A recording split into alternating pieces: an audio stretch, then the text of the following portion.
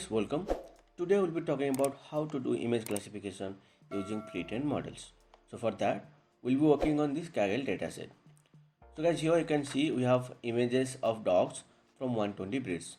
And our task here is to build a classifier. So I have already created a notebook. You can see this is currently running. You can see all the RAM usage, GPU usage, everything here.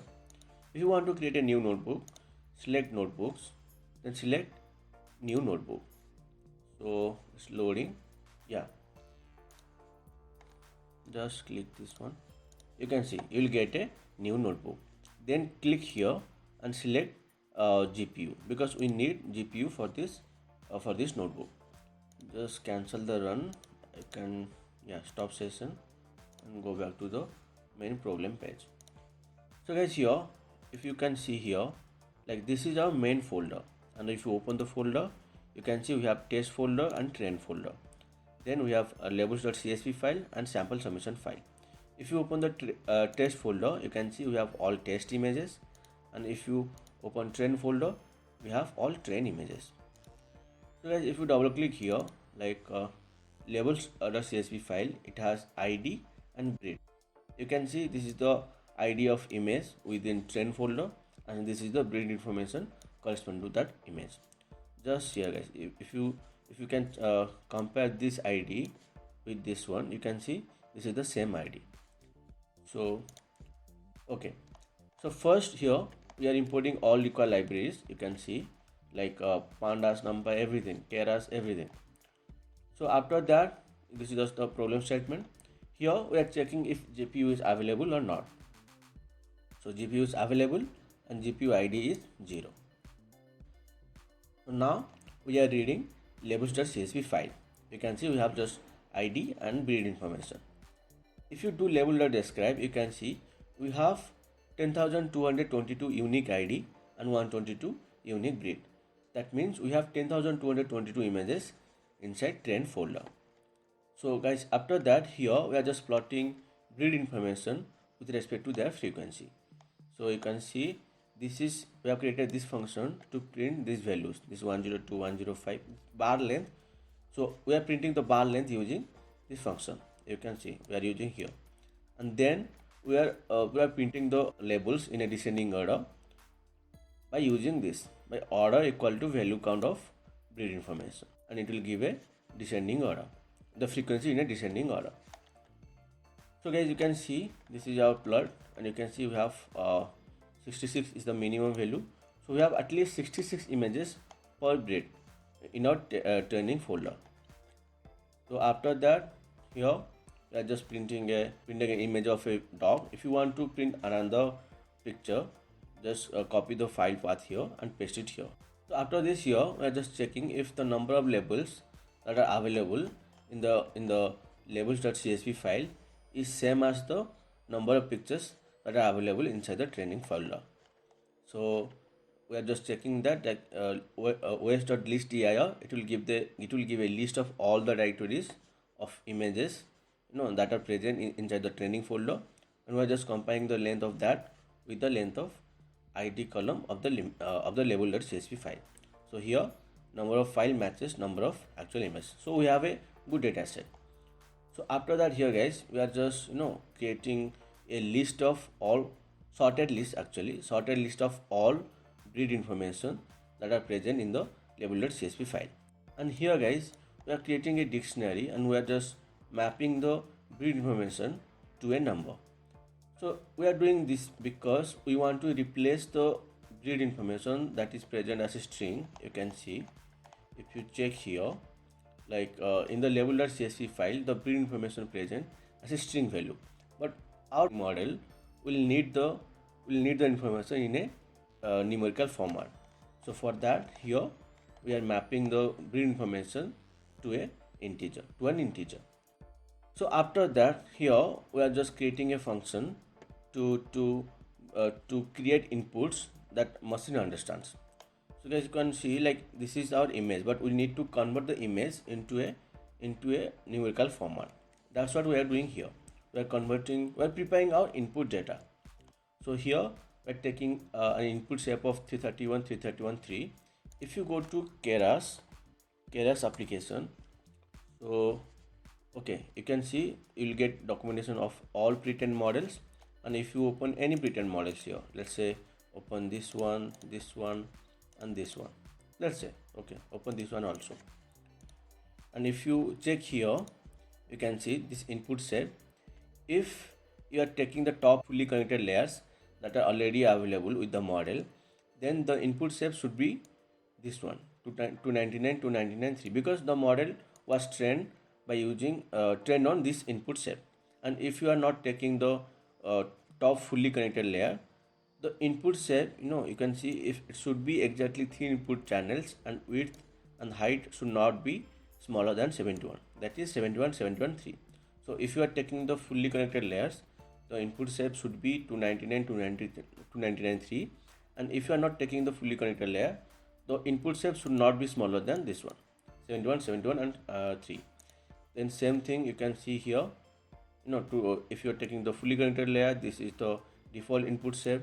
And if you are not taking the fully connected layer, the images, the width height should not be smaller than 32. Same thing guys, you can find the information for each and every pretend models. So that's why we are taking this value. So guys, you can take any values for the models, but that value, that shape should be greater than whatever mentioned for that model. In this function, first we are taking the directory of the images, these values. Then we are taking the label data frame that we have, like this one. Then target size equal to input size. Then here we are just extracting the breed information. Here we are creating a numpy array with 0 values, and this array has a dimension of like length of the label data frame, that is 10,222. Yeah, 10,222 we have seen here this value. Then then with this dimension, you can see this is the target size 0, that will give this one. So we're taking this dimension with the length of the label.csv file. And then we are taking data type equal to np uint 8. So guys, here if you take like float value, float 32 or float 64, so it will take of huge memory of RAM. So here we have like limited memory of RAM. That's why we need to be specific, we need to be very careful by selecting everything. So if you take float value, it will consume more RAM. And I have seen guys, I have taken float value, and I was not able to I was not able to complete the assignment. So same thing here. After that, we are creating another numpy value, another numpy array with 0 values. Here also we are taking a dimension of 10,222 and 1. This is our target variable. Same thing here also, we are taking the data type uint 8.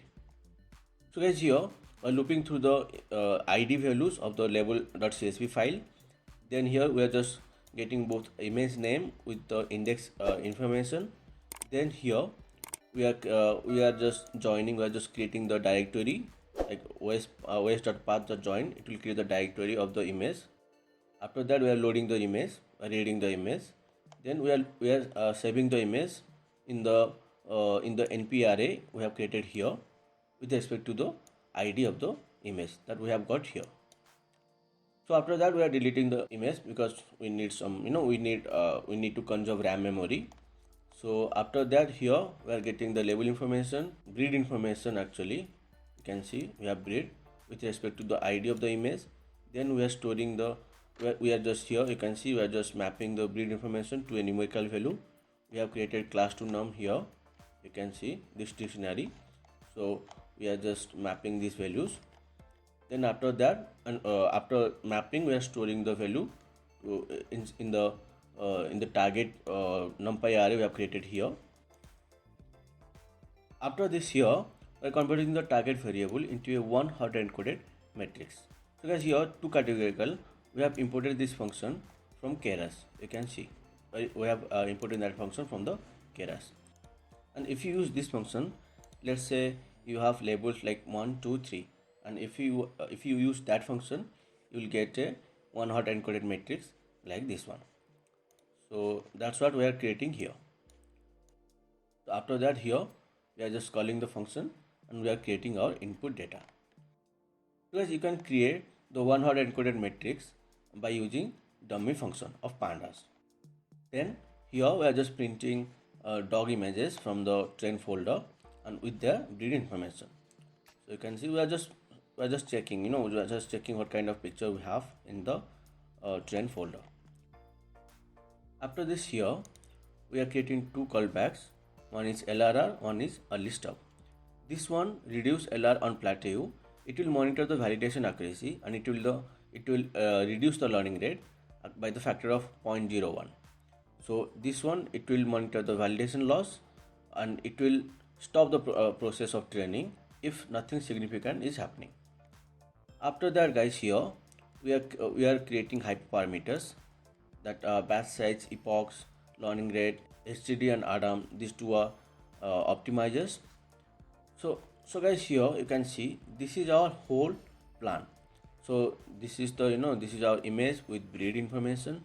Then we have taken like we are going to take 1 2 3 4 these 4 pre-trained models. Then we'll be using these 4 pre-trained models to extract feature from the images. Then we'll be combining all those extracted feature to create a combined feature map. Then we'll be feeding the combined feature map to a neural network which has input layer with dropout 0.7 and a softmax layer. After that, we'll be getting our output. So guys, this is the whole process we'll be doing in this notebook. So guys, here we are creating a function to extract features from the images by using pre-trained models. So basically, we are here, we are doing this one. So first we are giving the model name.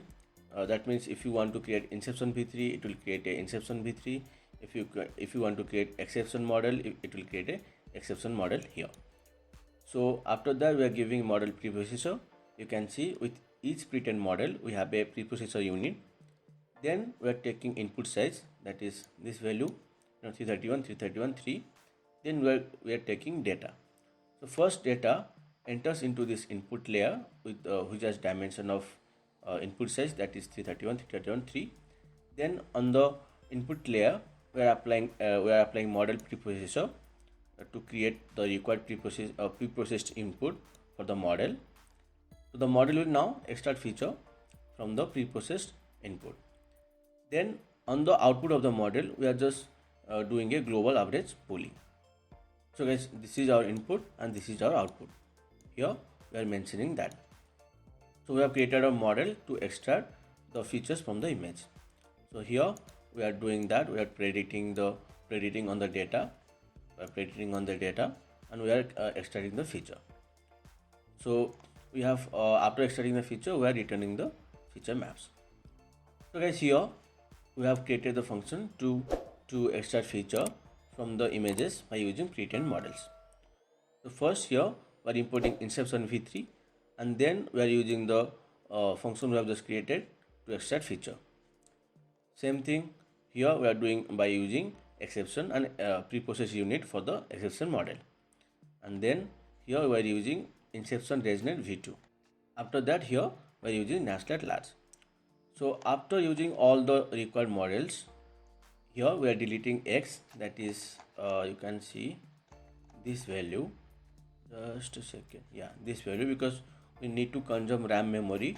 So we don't need that value also because we have already created our feature maps. So after deleting that, here we are combining all the features map to create a final feature map. So we are at this stage. Then after creating the final feature map, we are building a model. Like we are building this thing, this input layer with 0.7 dropout and softmax layer. So you can see this is the sequential model. This is our input layer with 0.7 dropout. Then this is our softmax layer. So we are compiling the model with loss equal to categorical cross entropy and matrix equal to accuracy. Then we are training the model. You can see. So guys, after 13 epochs, you can see we have training accuracy, that is 99%, and validation accuracy, that is 93%. So guys, here there is some overfitting going on because there is a 6% gap between the validation accuracy and the training accuracy, we can do hyperparameter tuning by cross validation to increase our model performance. So after this here, we are deleting all the features to free up some RAM memory. We don't need them because we have already created our model. After this here, we are creating a function to prepare test data. Same thing guys, we are doing same thing whatever we have done in case of training data. You can see over here, whatever we have done here, we are doing here also. You can see we are just we are taking image size that is 331 631 3. Then here we are just creating a list of directory of all the images that are present inside test folder. Then here we are taking the length of the list, that is this represents the number of images that are present inside the test folder. Then we are creating a numpy array with 0 values with this dimension. This is the number of images, and this dimension is this value, you can see. Then we are going through the directories one by one. Then we are reading the images, and then we are storing the image in the numpy array. Same thing guys, whatever we have done in case of training data. So here we are calling the function and we are creating our test data. So after this here, we are creating another function to extract features from the test data by using pre-trained models. So here we are extracting by using pre-trained models. Then here we are concatenating all the extracted features to create a final feature. After that here we are deleting all the features, all the individual features, because we don't need them. Then we are returning the final feature. Because here we are calling the function and we are creating final feature maps. You can see the final feature map has a shape of 10,357 and 9,664. So basically we have this much images in the inside the test folder. After this here we are doing the prediction. Because if you want to see prediction for a particular image, you just have to put the index information just like this. This is the prediction for the first image. You can see we are using 0. So this is the prediction for the first image in the test folder. So here if you do np.max, you will get a max value of this array. You can see this is the max value. Then if you do np.sum, you will get the value 1 because our machine is predicting probability. Then if you do np.argmax, it will give the index position of this maximum value in the inside this array. So we'll be using that information, you can see, and we'll be getting the class label. You can see Papillon. So max index is equal to 84 and this is Papillon. So guys, here you must be thinking what is this classes, right? What is this classes variable? So we have created that variable earlier. You can see yeah, just a second. Here we have created that variable here. So this is our sorted list of all the class labels. So you can see the class label was 84, sorry, the ID was 84, and you can see 84 Papillon. So guys, here we are done with our model training and model prediction. After that, here we are creating our submission file. So according to the competition, the submission file should be look like this. So this is the ID of the images and this is the prediction value for each label, you can see.